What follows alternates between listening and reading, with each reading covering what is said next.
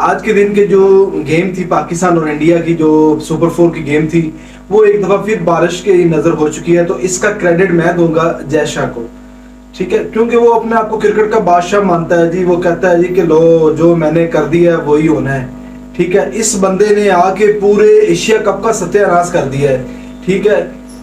उसी श्रीलंका में हम्बनटोटा का जो वेन्यू है, वहां पे बेहतरीन मौसम है और बड़ी जबरदस्त वहां पे धूप भी है और तकरीबन बारिश का तो नामो निशान ही नहीं है। उधर मैच हो सकता था, लेकिन ये बादशाह सलामत जो है ना, जय शाह साहब जो बीसीसीआई के सेक्रेटरी है ना जी, ये कुछ और ही हवाओं में उड़ रहे हैं। और जिसका नतीजा ये है कि पूरी आवाम जो है ना, वो अब एशिया कप के नाम से उकता सी गई है। आज मेरा इतना क्राउड भी नहीं था, लेकिन जय शाह साहब ने अपनी मनमानियां जो है ना वो रूज पे कर ली और क्रिकेट का बेड़ा गर्क कर दिया है जी। जिसका रिजल्ट आज आपने देखा है, बारिश कितनी देर हुई है। मैच का जो इंडिया ने पहले बैटिंग की है और तकरीबन 247 रन उनके हो चुके हैं, 2 विकेट आउट हुए हैं। शाह ने जो अपना काम जो है वो पहले दिन से ही कर रहे हैं। इस बंदे को थोड़ी सी नजम सेठी ने आके नत डाली थी, लेकिन ये बंदा फिर निकल गया। जो ज़का अशरफ साहब है ना, ये सियासती बंदे हैं, वो भी सियासती था, लेकिन इससे कई ज्यादा अच्छे बेहतर था नजम सेठी, तो उसने इनको आंखें दिखाई थी। लेकिन इसके बाद ये जब से ये बंदा आया ना, 2 टके का ये बंदा नहीं, इसने क्रिकेट का मजाक बना के रख दिया है, ठीक है। और ऊपर से जय शाह जो है वो अपनी मनमानियां करके तमाम फैंस को भी डिसार्ट कर रहा है। उस जय शाह ने अपनी मानियां बड़ी अरूज पे कर ली हैं और वो उसको कोई रोकने वाला नहीं है। बादशाह समझता है ना अपने आप को मैं। तो उसके बाद अगर बाबर आजम की बात करें तो आज की जो कप्तानी थी, मेरे ख्याल बहुत सारे दोस्तों ने जो क्रिकेट को बड़े क्लोजली देख रहे हैं, तो शाहीन से आज उस रिदम में बॉलिंग नहीं हुई, ये आपको मानना पड़ेगा। अब उसकी जो फिटनेस है उस पर थोड़ा सा क्वेश्चन मार्क आता है, क्योंकि आप देख लें कि मैंने जो पहला ओवर उसने किया है, तो मुझे नहीं लगा कि वो कोई बहुत ज्यादा, जितना उसका नाम चल रहा है उतनी डेंजरस उसने बॉलिंग की हो, ठीक है। और मुझे तो ऐसे लग रहा था जैसे कि वो अनफिट है, पूरी तरह फिट नहीं है जिस तरह से बॉल कर रहा है। उसके बाद नसीम शाह ने अपना पूरा मेजर रोल अदा किया यार, ठीक है। बाबर आजम ने टॉस जीत के उनको दे दी भी, आओ खेलो भाई आप, ठीक है भाई। धूप लगी हुई थी, विकेट काफी खुशक था, फ्लैट था, फट्टा विकेट बनी हुई थी जिसपे बड़ी कमाल की बल्लेबाजी होनी थी। और भाई ने क्या किया जी, टॉस जीत कर उनको बैटिंग दे दी भी, आप करें जी। ये एक सबसे बड़ी गलती जो आज बाबर आजम ने की है, ठीक है। उसके बाद आज की जो दूसरी बड़ी गलती है, वो फील्डिंग मिस होती रही है, कैचेस ड्रॉप होते रहे हैं, ठीक है। ये भी बाबर आजम की गलती है। मैं इसे कहूंगा कि जब आप प्रेशर अगली टीम पे बिल्ड ही नहीं कर पा रहे, तो फिर ये है कि 4 बंदे आपके फील्डर के अंदर हैं, बाकी सारे बाहर हैं जनाब, उनको वो अपनी अपनी मस्ती में लगे हैं। कोई किसी किस्म की कोई क्लैपिंग नहीं है, कोई किसी बंदे किसी बॉलर को या किसी फील्डर को कोई मोटिवेट नहीं कर रहा, अपनी अपनी मस्ती में लगे हुए हैं। उसके बाद बाबर आजम की आज की तीसरी सबसे बड़ी गलती जो है वो है जब विराट कोहली आए हैं बैटिंग पे, उसके बाद केएल राहुल आए हैं, आपके पास जो सेटल बैट्समैन थे आप लोगों ने उनको आउट कर लिया था। आउट करने के बाद आपका बाबर आजम भाई, आपकी कप्तानी का आपका यहाँ पे पता चलना था कि आपने आपकी कप्तानी किस लेवल की है। उस वक्त आपको चाहिए था कि स्लिप रखनी, जनाब ने स्लिप भी नहीं ली। कोई बात नहीं जी, पीछे खड़े होकर उनको जरा बैट खोलने का मौका दें, वो सिंगल डबल अपने करते रहे, रोलिंग शॉट्स खेलते रहे, वही उन्होंने किया, अपने बैट्स ने खोलने शुरू कर दिए। केएल राहुल इंजरी के बाद वापस आया यार, एक प्लेयर बंदा इंजरी के बाद वापस आना, और जितनी शाहीन, हारिस और नसीम की वाह हो रही है ना, तो यकीन करें कि बड़ा खौफ है इनका।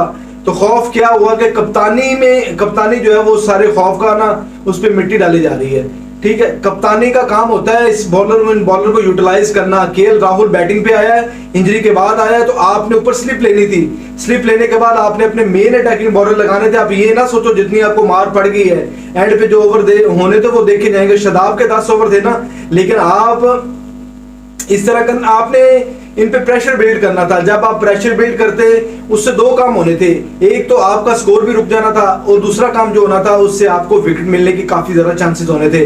हारिस रऊफ जो थे उसकी बॉल काफी बाउंस कर रही थी, वो डिस्टर्ब कर रहे थे, लेकिन फील्डर पीछे थे। अब क्या करना क्या है, सारी जो सोई हुई आवाम थी हमारे फील्डिंग में, कोई जान नजर नहीं आई फील्डिंग में। कैच आसानी से जा रहा है, रिजवान साहब खुद पहले ट्राई में थे लेकिन छोड़ दिया ऑन द टाइम। तो रिजवान जो इफ्तिखार थे उन्होंने तो माशाल्लाह हाथ ही नहीं लगाया, जाने दिया भी, जिस तरह गेंद बहुत गर्म थी।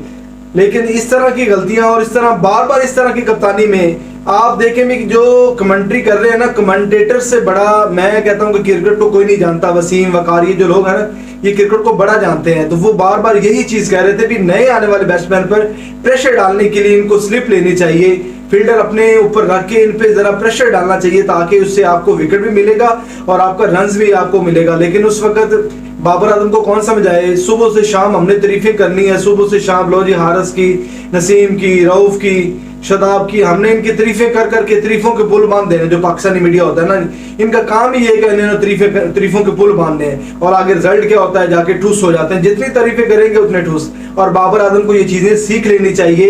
हम इंडिया के खिलाफ पहला मैच खेले, 4 आउट कर लिए, उसके बाद प्रेशर फिर बिल्ड ना कर पाए। उसके बाद हम बांग्लादेश के खिलाफ खेले, 4 आउट हमने मेन कर लिए, उसके बाद फिर हम प्रेशर बिल्ड ना कर सके। हमने अपने नॉर्मली जो बॉलर लगा दिए, उनको खुल के खेलने का मौका दिया, वो सेटल हो गया और अच्छा खासा रन बनाना शुरू कर दिए।